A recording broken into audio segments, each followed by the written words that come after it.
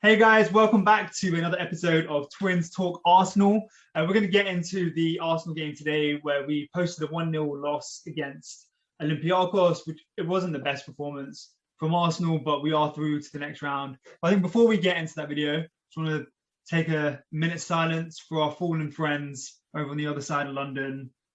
Tottenham losing 3-0. They've just been knocked out of Europa League. Just take a moment to think about the specialist failure of Mourinho and his Tottenham side and his fading career.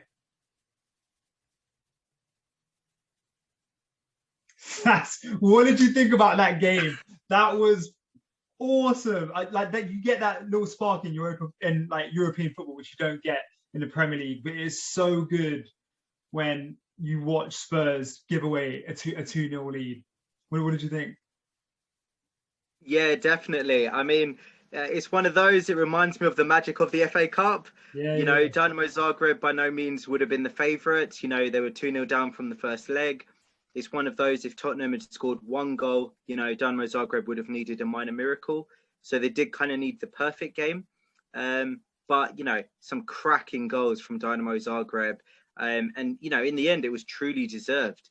Them going through to the next round, yeah, I mean, it was just amazing. They definitely deserved their place in the quarterfinals.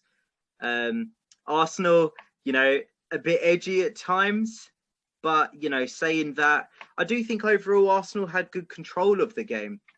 But it was at the same time typical Arsenal. There were moments where Arsenal looked shaky and a bit edgy. But overall, Arsenal did control the game, but not as well as Dynamo Zagreb. But, both got the desired results. Both are through to the quarterfinals, so you can't complain too much. Yeah. Our game management wasn't quite on today. And I think that's something we struggled with a little bit as well, especially after we conceded the goal. First of all, it's another cheap goal, which we gave away. And I know, as we get used to the kind of football which Arteta wants to play and playing out from the back, we are going to give away goals like that. And I think fans need to kind of expect it. Especially this season, you're going to see that transition, and Arsenal are going to give away a few goals. You saw it with Man City in Pep's first season. But what you really kind of want to see is us being stable for the next 15, 20 minutes after that. And afterwards, we looked very vulnerable for the next 15 or 20 minutes after the goal. I think that's something that we need to get better at. And you kind of saw it against Tottenham as well.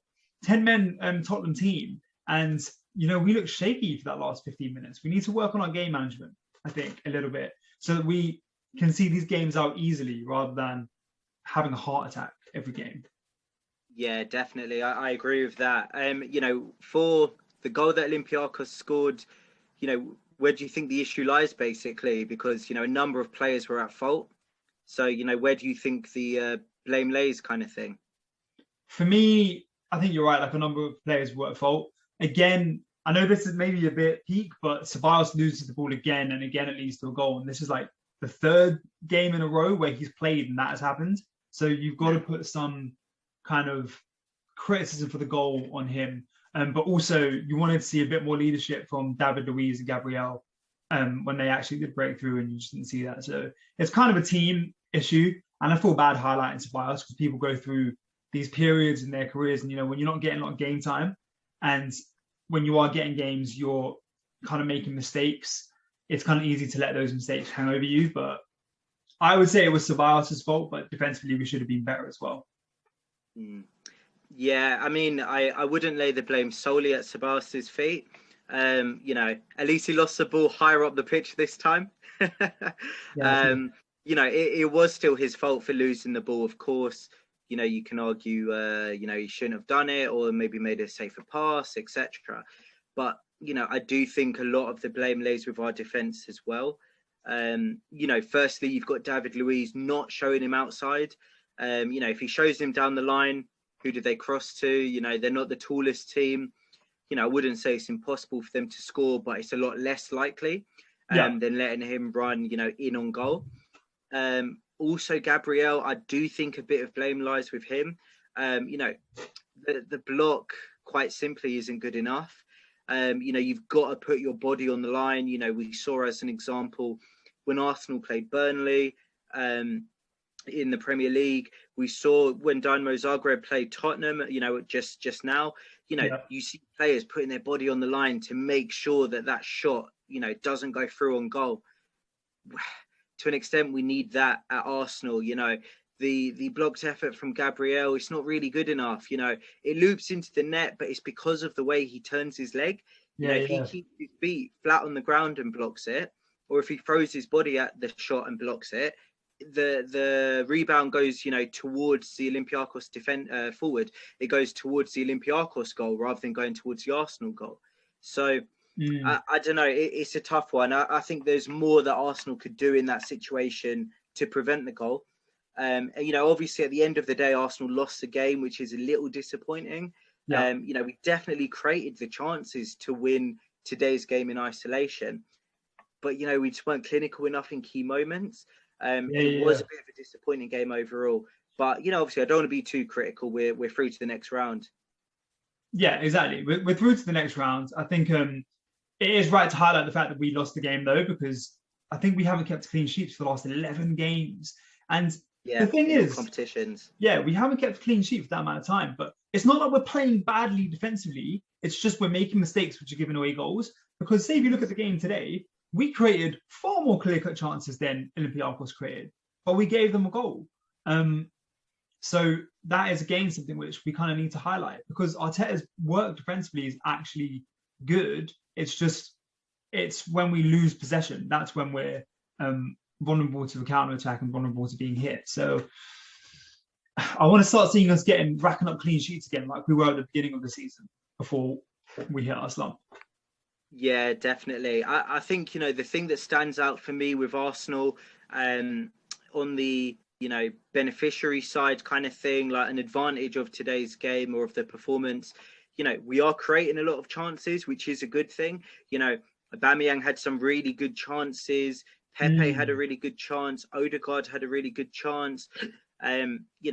We are creating the chances. So I think, a benefit in comparison to earlier on in the season is that we're creating the chances, whereas earlier on in the season and, when we had Emery as the manager last season, in the early stage of last season, even Arteta when he came in, we weren't really creating too many chances in each game. Yeah. So, in that sense, I do think we are playing better. We're creating more chances, which is good to see. Odegaard's playing well. Like, got subbed on today. He did make an impact. Emil Smith-Rowe had another good game. So we're creating the chances. But the problem is, we're not being clinical in these positions. This is a game, Aubameyang could have scored a hat-trick. We could have won this game 4-5-1 if we were more clinical.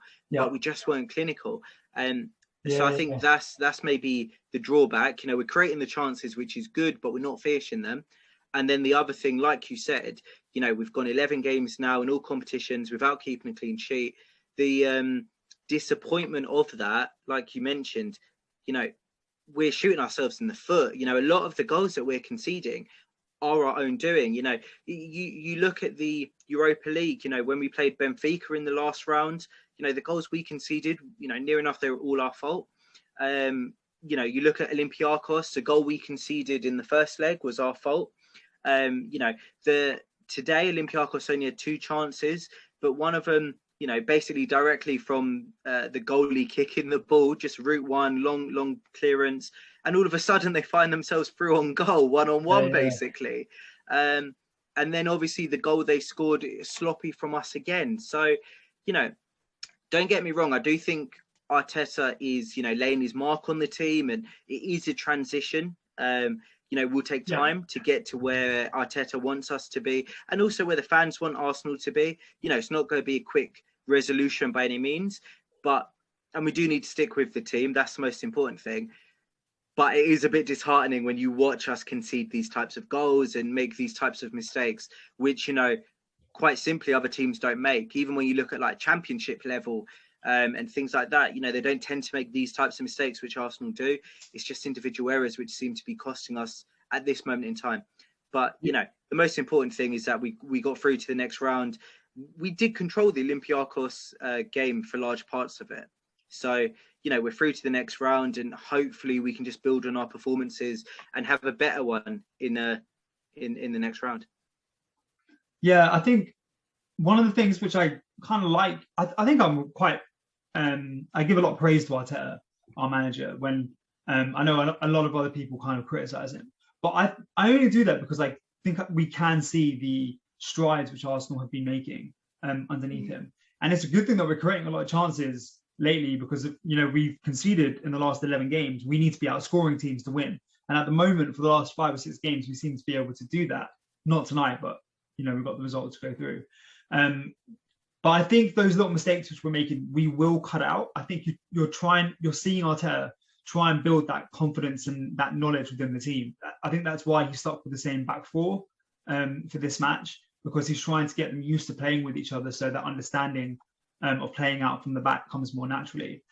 One of the things which I kind of like about Arteta is, which is different to Arsene Wenger, is the way which he treats players.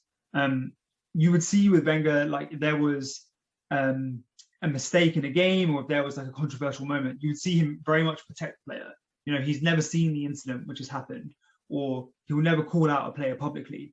And you saw for the first time, not for the first time, but for the first time with Aubameyang against Tottenham, Arteta publicly dressed him down. Arteta didn't need to come out and be like, he's been dropped for disciplinary reasons. If he had just picked Lacazette, everyone would have kind of thought, oh, maybe it's a tactical change. It wouldn't have been the biggest shock in the world. That's happened before.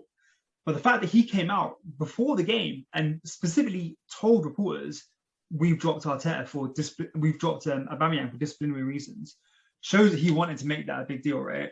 And again, you saw it with Olympiacos today. We were off the boil for about 10 minutes, and straight away two substitutes came on. He did not wait around at all. Brought on Thomas Partey and brought on Odegaard as well. So you're seeing a manager which is not scared to be firm with the team when he thinks that things are going wrong, like draw his line and set principles.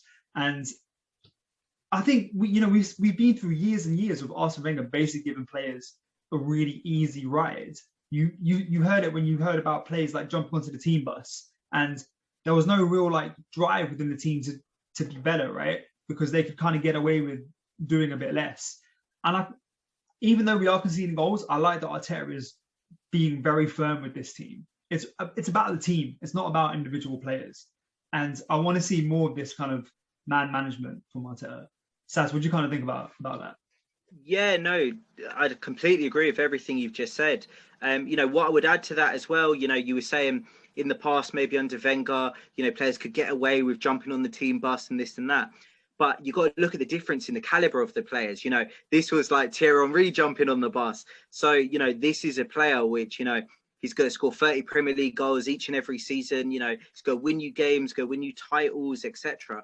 Whereas when you look at Arsenal now, even in today's game, as an example, before the game, I think it was Martin Keown saying that Aubameyang was the closest thing to Thierry Henry that Arsenal have had. And don't get me wrong, I do see it at times. Aubameyang is a clinical finisher, and he is the closest thing that we've had to Thierry Henry. But I think maybe that's because we've fallen so far away from Thierry Henry that anything that kind of comes close is like always the next big thing. Yeah, look, I agree. Like, I love Abba, but Thierry Henry wasn't just like the best striker for Arsenal. He was the best striker in the Premier League that there's ever been. Yeah. Like, to draw comparisons to him is easy and is cheap, and is also normally wrong as well. Yeah, exactly. I mean, what I was going to say as well is, you look at today's game as a prime example. Aubameyang had good chances. If this was Thierry Henry, he'd be ending the game with at least two goals, if not a hat-trick. Whereas you look at Aubameyang, he ends the game empty-handed. This is the difference. I think if you're like, the Arsenal of old, or, when you're Man City and you can get rid of one £60 million player and bring in another, you've got the luxury that, you can just bring these players in because they'll deliver. Whereas I think at Arsenal, we've got a squad where ultimately there's maybe, the quality isn't there, quite simply, in comparison to our Invincibles, etc. So, we need a firmer line. Like these are players which they need to know what they can and can't do. And they need to know that they need to deliver on the pitch. They're not good enough to be left to their own devices to deliver. Arteta needs to put them in their place if they're not delivering, if they're being late to training, etc. They need to be told, the president needs to be set. Yeah, this is always one thing which confuses me about Arsenal fans, right? Like, when you see like Arteta drawing a hard line and being very vocal, like you had like Piers Morgan coming out being like, oh, he's like embarrassed Aubameyang, and you have like Arsenal fans criticizing Arteta, and I'm just thinking like, what do you think is a better situation, right? For Arteta to not be firm, to have his like authority undermined, and then to have that kind of like atmosphere in the dressing room like build up, or for him to be firm, a couple of players to be embarrassed publicly, but for players to know that there's a fucking boss there's a boss that's in charge, right? Like that's what you had with Alex Ferguson at Man United. And just going back to your point on like Aubameyang, I love the guy. I love him. He's a very clinical player, but to compare him to Henry is unfair, right? Like when you watch Henry score against like Real Madrid at the Bernabeu, he basically did it himself, beat 5 man and did it. When you saw him score against Tottenham, when he ran from like the beginning of ran from our half all the way through like 8 Tottenham players and scored, right? When you look at his stats, I think he's got the most goal involvements per minute than there's ever been with any Premier League player. Like Abba's very good and very clinical, but he can't take a game by the scruff of its neck and win the game solely for us. He will finish a chance if you give it to him, but it's unfair to compare him to Henry. It's unfair to compare really anyone to Thierry Henry, apart from you're talking about the top level of the game. You're talking about Ronaldo and Messi. Yeah, no, definitely agree. I think, Aubameyang's good, but, to call him world class or to compare him to Henry, might be a step too far. And, just going back to the Olympiacos game and, the implications of the win. Yeah, so we're obviously through. We got the draw tomorrow. What are your thoughts on it? What are your thoughts to maybe favourable opposition or, what teams you want to hopefully try and avoid? So I think I'm very happy that Tottenham went out, right? And it was a great performance by what was their name? Dynamo Copenhagen? Dynamo Zagreb. Dynamo Zagreb, yeah, that's it. Dynamo Zagreb, right? But I would take Dynamo Zagreb over Tottenham any day. It is just so much less stress than a North London derby where you know that no matter what's happened before, what's happened like afterwards, like players are going to be up for that game. I would take them. I would take AC Milan over Man United. Hopefully AC Milan can do us a bit of a favour today, because that again it's a hard game, but it's easier than facing Man United. Or I would take I wouldn't want to play Villarreal managed by Emery, because I think Emery would come at Arsenal with something to prove. And I think the way that we're playing right now, where we're giving goals away, I think we might very well give them that chance to let him prove something against Arsenal. So I think as long as it's not like Man United or Villarreal, I think you're at the point where you're going to play hard teams. So bring on whatever team we're put up against. Yeah, definitely. I mean, I do think in the ideal situation, because you've got the draw for the quarterfinals and then also for the semi-finals tomorrow, I do think in the ideal situation, whoever wins out of Man United and AC Milan, maybe if they're in the other group, the other 4 teams. Apart from that, I mean, like you said, there's going to be hard teams, whatever, whatever semi-group you're in, kind of thing. Yeah. So, you've got Ajax still in it, you've got Roma still in it, like tough teams. Villarreal, like you mentioned, it would be a tough team to face.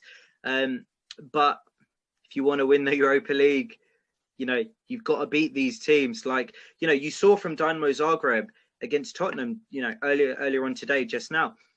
You might think that there's an easy opposition, but there isn't, quite simply. Yeah. Tottenham would have been very confident after the first leg. Playing Dynamo Zagreb, maybe Harry Kane, nicking 1 goal and then, strolling to it. Even if you look at the Arsenal game, you would have been very confident after the first leg, but, Arsenal nearly made a meal of it. Say if Olympiacos had scored with both their shots on target, would have been a very nervous ending for Arsenal. So, you can face teams which on paper aren't the strongest, aren't the best, but at the end of the day, it all comes down to, those minutes on the pitch, the 90 minutes in the first leg and the 90 in the second. And at the end of the day, if you're not, up for it for the whole period of, the tie, it's very easy to get knocked out. As you saw with Tottenham. Don't get me wrong, Tottenham deserved to go out on the face of it. But, on another day, you're more switched on and those types of, scenarios don't happen. So don't get me wrong. I think, Arsenal have improved in recent weeks overall. We are dominating games a little bit more than we were earlier on in the season. So it Yeah. is promising signs for Arsenal.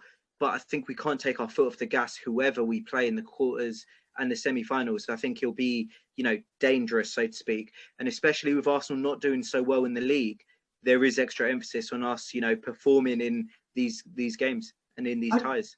I don't really like this kind of conversation, which I've heard like a lot of Arsenal fans getting into, where they're basically like commentators as well, where they're effectively saying, league's gone, don't worry about the league. Arsenal's main focus is the Europa League. If they don't win the Europa League, it's a failure of the season. Like, we can get knocked out at any point. All it takes is for us to have one bad game and we're out of the Europa League, right? So I think it's a tall order to be like, well, we're 10th in the league, so just got to win the Europa League. Like, there's a reason that we've not won that competition. We've not won that competition in the last like 5 years, or 4 years while we've been in it. But yeah, I think when it comes to the next round, as long as we avoid Man United, I think any other team we should have a really good chance against. Not that we won't have a good chance against Man United, but it just makes that bit more difficult that it's an English team, and we've got quite a big history with Man United as well. So as long as we avoid them, I think I'm happy. I would quite like to play AC Milan, just because I want to get my revenge on Ivan Gazidis for leaving Arsenal. I really do. Even if it's in the final and we play AC Milan, we'd love to see that moment happen. Yeah, definitely. What I would say, firstly, with respect to Man United, I do agree, would be ideal to avoid them. They are, it is a game with a lot of tension, at least historically. But, saying that, Arsenal have improved their performances against Man United in recent seasons. We're unbeaten this season against them. We drew at our ground and beat them at Old Trafford. So, I wouldn't say it's the end of the world if we played them. No. And touching on your point about, writing off the league, so to speak, I do agree with that. Don't get me wrong, the Europa League is the best chance of us getting Champions League football because of our inconsistencies in the Premier League. But I do agree, I think we can't just, play a under 23s team, etc. in the Premier League. We still need to go for it. We've got a big game against West Ham at the weekend. Then we've got the international break. Then we've got a tough game against Liverpool. Like, these are tough games, but, West Ham and Liverpool are both two teams which, are in and around the top 4 at this moment in time. So, we've got to show what we're about. If we want top 4, these are two teams that also want top 4. Let's go and beat both of them. Yeah, I mean, it would be great. I do think that we have a habit of playing teams not at the best time. Like, if we played Liverpool maybe like 3 weeks ago or a month ago, it would be perfect time to play them. Now they've won a couple of games. They're going to be a bit of a harder team to play. But yeah, they're getting players back from injury as well. Yeah, exactly. But you can only beat what's in front of you, and hopefully we do get 2 wins on the trot. Arteta's got a bit of a interesting kind of management process, I think, from this point, because he kind of tried to drop like Odegaard and Partey for this game, and then quickly had to bring them back in. Now, what do you do against like West Ham and Liverpool? Do you go back to bring them into the team, or do you like rotate a little bit to try and focus more on the next round of the Europa League? I don't know, but look, the thing that I'm hoping for the most is that we come through this international break unscathed. I think England are playing 3 times in 6 games. Mm-hmm. I know it's good for their development, but I don't want to see Arsenal players in that team. Like, yeah, no, definitely. And are paid for by the club. Like, I want to see them perform for Arsenal. Yeah, definitely. I mean, in terms of, obviously we've got other players going out on international duty, but in terms of England, I think Saka, if I'm not mistaken, was the only Arsenal player to be called up to the senior team. Yeah. So, and then, he's injured at the moment, or, he's touch and go kind of thing. So hopefully he doesn't get risked, or, he plays one of the 3 and that's it kind of thing. That would be the ideal scenario. Maybe if he builds up some match fitness, but nothing too intense. Yeah, I do agree, though. I think, a lot of the football players have had a busy schedule for their clubs, and they will then go and have a busy schedule for their countries. And, ideally for the Arsenal players, you want it to be as minimal as possible. You want them to get the rest ahead of the return to the Premier League, because, like we mentioned earlier, We shouldn't write off the Premier League. And, you know, even simply if we don't get top four through the Premier League, you want to be there or thereabouts, showing that you can compete, rather than, you know, maybe doing a Crystal Palace, so to speak, where you just, you know, languish in 10th, 14th, etc., and just wait for the season to finish. We don't want that to happen for Arsenal. You know, we don't want to have a, you know, average mid-table finish. We want to, you know, make strides towards the end, and you never know what can happen. Yeah, look, everyone keeps chatting about Champions League. We need to make sure we get Europa League. Like, everyone keeps chatting about top four. We need to make sure we finish in the top six. That's what I think we should be aiming at. Look, I think we chat about Champions League. Champions League, to be honest, for me, has kind of gone this season.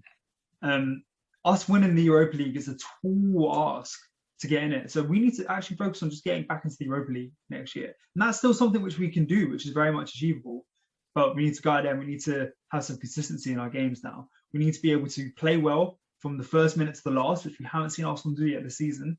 And we need to win game after game after game in the Premier League. That's what I'm looking for now. Like, I'm looking for us to keep a clean sheet against West Ham and hopefully get a good win. Yeah, no, definitely. What I would say, though, in response to that, is obviously seeing how Arsenal have played in recent games, you know, how we tend to shoot ourselves in the foot, give away cheap goals. You know, obviously it's just a prediction, but how do you see our season finishing, kind of thing? So, you know, do you see us going further in the Europa League? Obviously, it's dependent on who we draw. And then, you know, what do you see us doing in the Premier League? Yeah, if I'm going to be optimistic, I would say we finish top six in the Premier League and we win the Europa League, right? But if I'm going to be realistic, I think us getting into the top six is like 50-50 at the moment, just based on how inconsistent we are at the moment and the consistency of other teams around us. You know, you've got very good teams above us: Tottenham, Everton, West Ham, Man United, Liverpool, Chelsea, who've suddenly hit like a really rich vein of form. You've got a lot of really good teams, and I'm not sure that we're going to catch them. We've been playing catch up for the whole season based on the kind of form that we had, and I think that's going to hold us back in the end. So to be honest, I think I see us probably finishing like between 8th or 6th, and I see us getting maybe to the semi-finals of the Europa League. Hopefully beyond that, but I wouldn't be confident I wouldn't put a bet on it. You know, I wouldn't be confident in that happening. What about you? Are you kind of the same? Yeah, no, I do agree with that. I think in terms of the Europa League, I would say, you know, it does depend who we draw. Obviously, some teams are easier than others on paper, although, you know, that may not be the case on the pitch. The issue with Arsenal is, you know, we've seen it in the Premier League season. There is too much inconsistency. Yeah. You know, as good as we can be, you know, we have had great highlights this season. We've beaten Man United at Old Trafford. We've beaten Chelsea at our ground. We've beaten Tottenham at our ground. And we have had some good results. You know, we've beaten Liverpool. We've beaten, we've had some good wins this season. But just as we've had these really good wins, we've also had really bad losses. Yep. You know, we lost to Aston Villa 3-0. We've lost to Wolves home and away. Villa also did the double over us. So it's Burnley tough. Beat us. Yeah, exactly. Burnley we didn't beat home or away. We only got 1 point. Yeah. Over 2 legs, so to speak. And these were all games that we were better than them, but we gave them. Yeah, exactly. I mean, you know, so what, out of those 6 games, you know, you would have probably expected at least 4 wins, and you know, we've ended up with what? No wins. It is bad. So I think that's the issue with Arsenal. There's no consistency, which worries me, obviously, about the Europa League, because whoever we get is going to be a tough game. They're going to go for it, give it their all. Will there be that consistency for Arsenal over 2 legs in the quarterfinals? And then if you get through to the semis, over 2 legs in the semis, will there be that consistency to kind of get the job done, do what's needed and required to get through to the next round? And then, you know, even if you get through both of them, you obviously have the final. Will Arsenal turn up for 90 plus minutes and do the job? And, you know, that's not something you can bet on at this moment in time, because there is too much inconsistency with Arsenal. And then, you know, going back to the Premier League, there's a reason we are where we are in the Premier League. Again, too much inconsistency. You know, we're not picking up points where we should. We're losing to teams we shouldn't really be losing to. And it's one, you know, on paper, can we beat West Ham? Can we beat Liverpool when we play them in a few weeks? On paper, yes. But if you're going to be realistic, it's tough to call because of our inconsistencies. Do you know what? Like, if we get to the big, like to the final, I actually would bet heavily on Arsenal to win it, even if we're up against a hard team. The reason for that is Arteta seems to get the best out of Arsenal in big matches, right? You know, we've won the FA Cup. We got through a very difficult semi-final to do that as well, and a final. We beat Spurs. We beat Man United away. We won the Charity Shield. Arteta seems to be able to get that reaction from Arsenal in the big games. We seem to be able to perform well. The points, but we're inconsistent this year is when it comes to the smaller teams. When it comes to like against Olympiacos, right? We're 3-1 up. We should win this game. We should see it out comfortably. And you just see the players switch off a little bit and feel like they can kind of coast to the end. And that's where we're making mistakes and losing points. So I think if we're going to lose the Europa League, we're going to lose it in the next round or the round after that.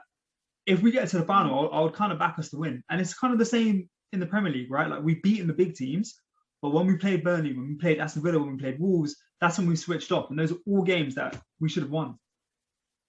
Yeah, definitely. I mean, I do think it's a big part of, you know, the types of goals we're conceding. It's a lack of consistency, a lack of concentration.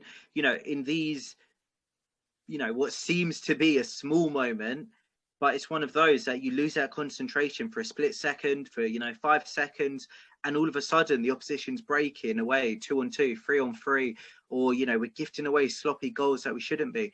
It's one of those that, yeah, like you mentioned, you know, it's because the players aren't concentrating for the full 90 plus minutes. Yeah.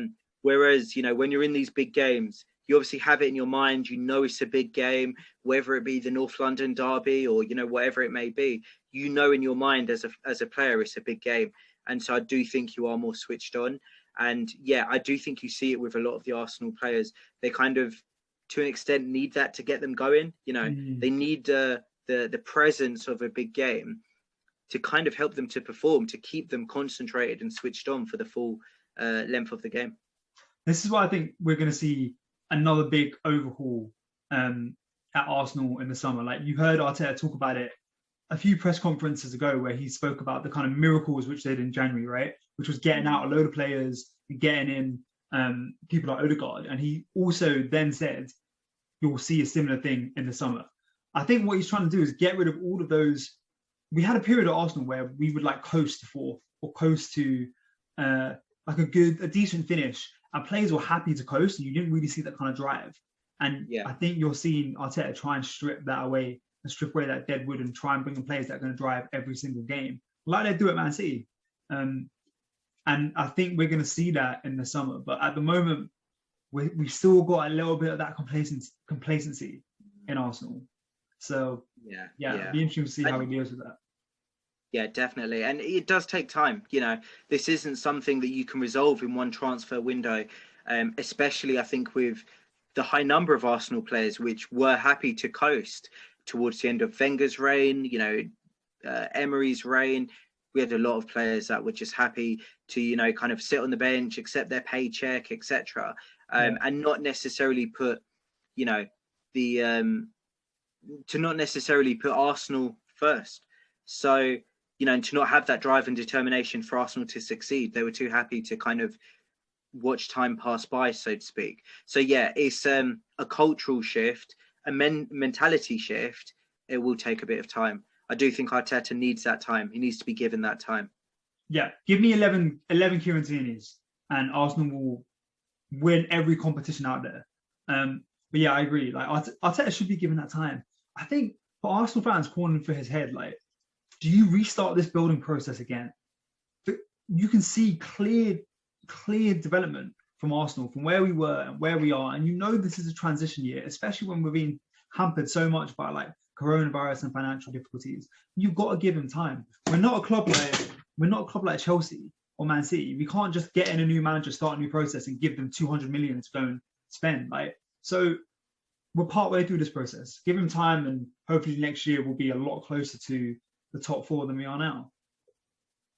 Yeah, definitely. I mean, when you look at like the average caliber of the Chelsea players as an example, it is higher than Arsenal's squad because of the Yeah, money they've invested. So it's one of those that a manager can come in. He's got that squad. They've got that quality to perform and deliver. So, really, I'm not saying anyone could come in, but it is an easier job to manage Chelsea, manage Man City, etc., than it is to manage a club like Arsenal, where the expectations are just as high, but you don't have the resources that exactly. these Yeah, clubs do. It is harder, especially with Arteta, first managerial role. It will take him time. He'll learn on the job as well. He's not a manager with a lot of managerial experience, but I think he's doing a good job personally in the short time that he's been manager of the club. Um, but yeah, we need to see how it goes next season, season after, take it from there. We need to build the foundation of the gradual building blocks. And then, does it kick off from there, or does it, stagnate a little bit? And obviously, if it stagnates next season, the season after, then you might be looking at an alternative approach potentially. But, that's in 2 seasons' time or whatever it may be. I think for now we need to give him time and see what he can do, because it does look promising. The team looks like it's moving in the right direction. yeah. And a positive about Arteta is he's a manager which has a lot of experience. Like he's worked under Pep at Man City. He's also a manager which has played under Arsene Wenger and played in a successful Arsenal team. So he knows what it's like, what it means to play for Arsenal, right? To play for this big club. He's got connections to our past and the way that we used to play. It's not a complete sacrifice of our identity, which we kind of had on Emery, and it didn't work. And yeah, you've got a manager which really, I think, understands that it's a big deal to manage Arsenal. And if you were going to pull in like another manager like Allegri, or manager which doesn't really like understand what it was like to wear the badge during that successful reign, you might not have that kind of magnetism or drive. I don't know. For me, that kind of culture and history which Arsenal have got, which Arteta has got, is important, and we're continuing that by having Arteta as our manager. The same reason why I would like to see Thierry Henry one day take over Arsenal if he's good enough. I love the guy; he's my favorite player, but I'm not quite sure managerially wise he's got the nous to take over Arsenal. But that kind of heritage, that shared heritage, is what I'm talking about. Yeah, definitely. I mean, it's like Lampard at Chelsea. Quite simply, the players look up to him. They respect him. Quite simply, doesn't have the managerial experience, but they respect him for what he did for the club. And in his own way, that's obviously a presence which, the young players looked up to him. They wanted to perform for him. You saw under Lampard's reign, players like Mason Mount, Tammy Abraham all stepped up their game. Yeah. Maybe it's one of those that a similar thing could happen at Arsenal if you had a manager like Thierry Henry. But I don't know, Arteta had so to speak, he learned from Guardiola. Henry's managerial career hasn't been the same. So, I don't know, would he bring that nous to the club? Potentially not. Yeah, look, I love Thierry, but personally, I don't think he will be good enough to take over as manager at Arsenal, because I think he was a wonderful player, and he is a wonderful player, but I'm not sure he has that, like as you said, like that technical nous which Arteta has. When you hear like Arteta discuss the reason why he's made substitutions, or the kind of things that he wants from his team, or the way that he's like managing people, you can understand like how he's thinking strategically. And a lot of the time he's right. A lot of the time, like I think he brought on Willian. I can't remember what the game was, but he brought on Willian. He was getting a lot of criticism for it. And when you heard him speak about like his thought process of why he made that substitution instead of, I think it was Pepe, and he was talking about, it was a really tight game and you needed a creative player who could work in tight spots and find creative passes. And William did, I think, come on in this game and like change the game for Arsenal. Then you kind of understand like where he was going with that, and I don't think Thierry Henry would have that kind of nous. But look, I'm not going to sit here and slag off the greatest player that's ever played for Arsenal and in the Premier League. Like if he was ever good enough, I would happily take him at Arsenal as a manager. Yeah, definitely. Yeah, great. So I think, to sum up It was a great performance. Well, not a great performance, but it was a good result in the end for Arsenal to go through to the next round, even though their performance on the night was a little poor. The great performance I was thinking of came on the other side with Dynamo Zagreb beating Tottenham. And yeah, you know, we'll look forward to the game on Sunday, and hopefully, fingers crossed, Arsenal can get a good win and carry on this momentum. Yeah. If you liked what you saw, guys, please feel free to like, comment, and subscribe. And we will be back, hopefully, with the Premier League on the weekend. Until then, we will see you guys soon. But up the Gunners. Catch you guys later.